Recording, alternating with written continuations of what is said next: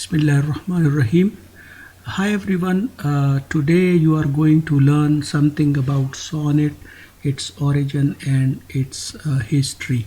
But before I proceed, I would like to invite your attention to this mind map that I had prepared for my students so that anyone who was found interested in learning from mind maps may benefit from it. You can have a quick look at it, and if you find it interesting, I will be more than happy to provide this map to you. So, to start with, we talk about the conventional way in which sonnet was composed. We talk about its form, which would consist of 14 lines. And as far as the subject matter is concerned, sonnet would be dealing with a hopeless lover and a cruel mistress. And you can imagine that if the mistress or the beloved is cruel, then the lover is going to be hopeless. So this would be the conventional way in which sonnet would be organized by different poets.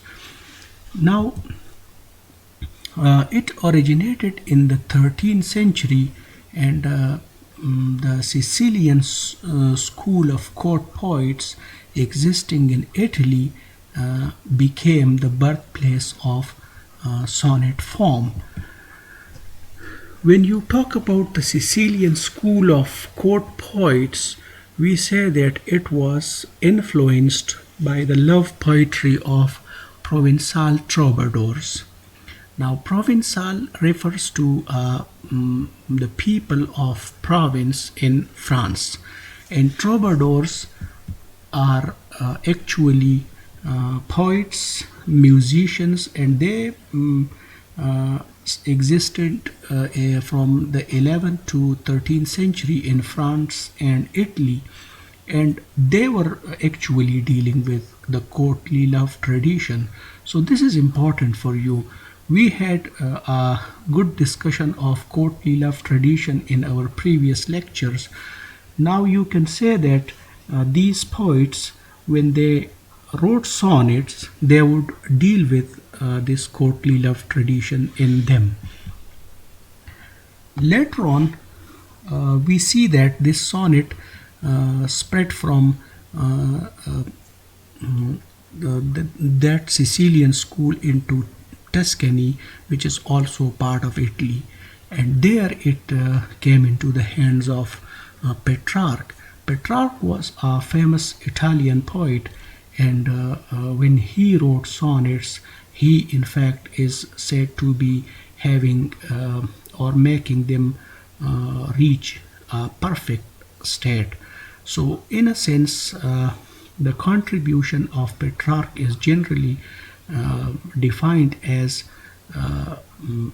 seminal, and now the sonnet in the books of history is associated with his name. So most of the times you will come across either Italian sonnets or Petrarchan sonnets, and even like Petrarchan sonnets are also Italian sonnets, but because of the contribution of Petrarch, now these sonnets are associated with his name.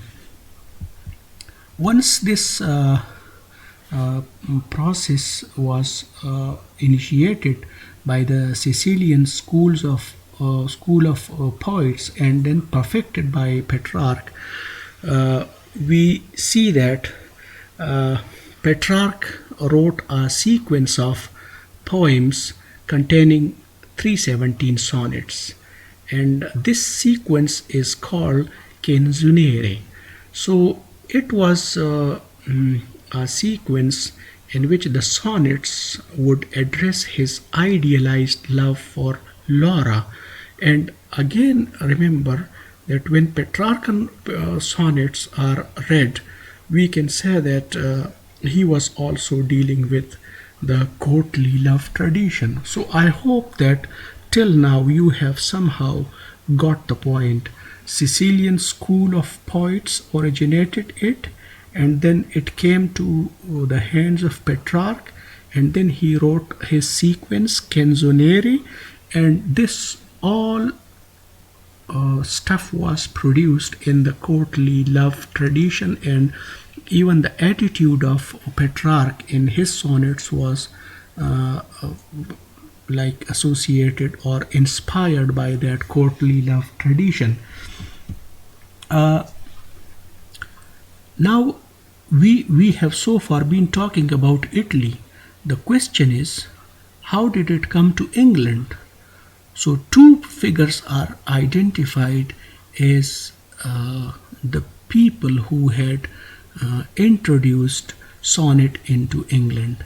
They were Sir Thomas Wyatt and Henry Howard, Earl of Surrey. So in this lecture onwards, I will be referring to Henry Howard mostly as Earl of Surrey. If you look at their timeline with reference to their date of birth and then date of death, we say that White was senior to Earl of Surrey, and it is said by historians that Surrey considered White as his teacher and master to whom he would look for guidance. So the first contribution was from White and then Henry Howard, Earl of Surrey. And when you talk about them in collectivity, we say that they not only wrote their own sonnets but also translated many Italian ones. So, in that sense, we say that these two people provided a chance and an opportunity to other English poets to read, to learn, and to try their imagination by composing and writing different sonnets. Once this journey or this process was initiated, we say that in the 16th century, so many English poets of renown wrote sonnets, and they included Sir Philip Sidney, who is generally identified as a courtier, soldier, scholar, a diplomat, and he wrote many poems and, of course, some prose works too, but that is not part of our discussion right now. His sonnet sequence consisted of 108 sonnets, and it is generally named as Astrophel and Stella. When you look at the theme of Astrophel and Stella, again it is revolving and like dealing with the discussion of Stella, who is the star, or you can say the beloved, and then Astrophel, who is the star lover. And it is generally said that this Astrophel and Stella sequence was a reflection on desire and wishes and love in the sense of, worldly love and then the divine love. So this is important in the history. We should have some idea about his Astrophel and Stella. Then we have another famous poet who is Edmund Spenser. He also wrote many poems, and you know that Fairy Queen is very much familiar to many English students. His sonnet sequence called Amoretti consisted of 89 sonnets, and this is somehow different and interesting too, in a sense that if you remember earlier I told you that most of the times sonnet would be dealing with a hopeless lover and a cruel mistress, but here the scene is somehow a changed one, in a sense that he is in a mood to celebrate and to express his joy and his positive emotions over the successful accomplishment of his love affair in the shape of his marriage with his beloved. So things are on the other side, means neither the beloved has proved to be cruel and nor he is hopeless. While in the earlier case or conventionally, the situation would be the other way around. So this is also an important sequence in the history of English sonnets. Then we have Shakespeare, who wrote 154 sonnets. Remember that the main reason for which Shakespeare is known to most of us is with reference to his plays, and we know that he wrote several tragedies, tragicomedies, comedies, and history plays. So all these made him into a great writer, but at the same time we should not forget that his contribution in the shape of sonnets was also exemplary. Now, when you talk about the 154 sonnets of Shakespeare, he did some innovation and some changes into the subject matter and the manner of sonnet. Some of his sonnets deal with a young man, and some deal with a dark lady. Now, these young man and dark lady are interpreted differently by different people. Variations in interpretation exist, but generally it is said that this young man refers to someone who is physically attractive,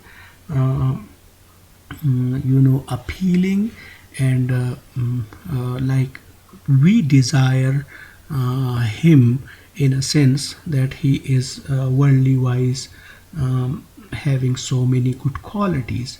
And Shakespeare, in a sense, tries to give him the instruction, you can say, or the teaching that if ever this young man wants his beauty and his all positive qualities to survive, then he should think about marrying and giving birth to children so that they may continue with his qualities. And the dark lady has different interpretations too. Some people refer to the word dark in a sense that it is actually the color of the skin of the lady that is dark. Some people say that it has sexual overtones. Some people say that she was a reference to not very good qualities in comparison to the young man. We leave it here. You can Google it for yourself. The good thing about the sonnet of Shakespeare, and which is more important as far as my understanding is concerned, is his going away from the love theme. As I told you that conventionally sonnet would deal with the theme of love, but Shakespeare is less concerned about this theme, and he seems to be more interested in the cruelties and the changing and the ever fleeting nature of time. And then if time is all the time ticking on, we can talk in comparison about art, which is having this quality of permanence in it, and it also refers to the growth process and the decay that is associated with our lives and our world. Sometimes we believe as if things are improving and things are multiplying, and in that sense we can refer it or we can refer to such situations or such feelings in the term of growth. But then we also know that we have nothing eternal with us. Our beauty, our fortune, our fame, all these things are subject to decay. So this is something which has been disturbing and making many poets and writers thoughtful. And he talks about fame also and fortune also. So these are more important things for Shakespeare when he is if you try to understand him as a poet and as a writer who was writing sonnets in the context of previous writers who would deal with the theme of love in their sonnets. So now we have somehow made an idea as to how this sonnet arrived into England and then to the English poetry. And we talked about Wyatt and Surrey, Earl of Surrey, who are the two key figures who brought sonnet into England. And now the stage is all set for other English poets and writers to try their luck by writing different sonnets. And then we know that there are many poets in the history of English literature who tried writing sonnets. Now in the next lecture I'm going to tell you something about other English poets apart from Sidney and Spenser and Shakespeare, who wrote English sonnets and who have a good place in history books when it comes to the discussion of sonnet. But before I talk about English poets, I also believe that I haven't told you anything about Petrarchan sonnet with reference to its structure. How would Petrarch write his sonnets? So I believe that before talking about English sonnet, we need to have a taste of the way Petrarch would organize his sonnet. Because if you do not know about the organization of Petrarchan sonnet, you will not really be in a position to appreciate and understand when we talk about organization of English sonnet. So first Petrarchan sonnet is coming next, and then we will be talking about English sonnet, of course. Thank you very much.